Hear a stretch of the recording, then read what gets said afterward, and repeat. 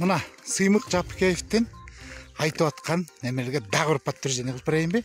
Мына Мореки Караколдо дан азык деген госмелиса бар болчу. Мына ошону талкалагандар.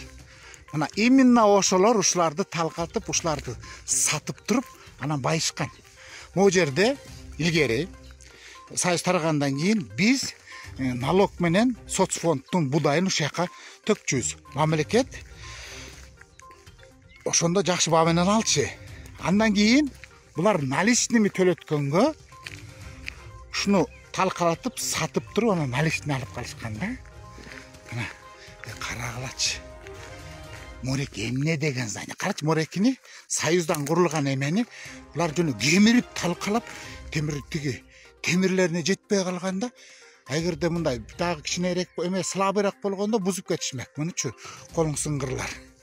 Муну ким саткан, ким алган, анан ким талкалаган, баарынын башын кошуп туруп эле кайра жасатыш керек. Мына карасаңар.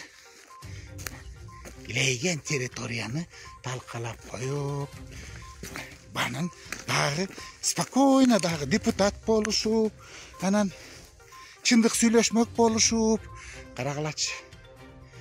Калай жаштар көрүп алгыла. Муну биздин чоң аталарыбыз курган. Андан кийинкилери мына сатып талкалап, мына ошондон байышкан булар. Мына факт силерге. Дагы керекпи, дагы жүздөгөн жерлерди көргөзөм. Булар ошо менен байыган. Мына Мореки тегирмен болчу. Лейген тегирмен болчу.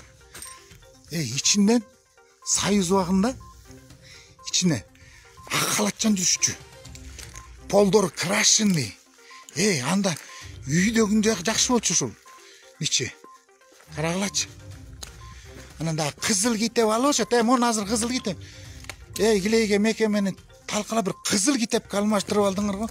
Жинди кылышты го мурунку Акаевдин убагындагылар. Көк китеп чыгарылышып, анан кызыл китеп чыгарылышып. Ошол китептериңердин баарын сандыкка чыгып, анан сандыктан кайра сейфке чыгып, тыгып жыргап атасыңар. Эмне деген Кыргызстанга зыян алып келдиңер?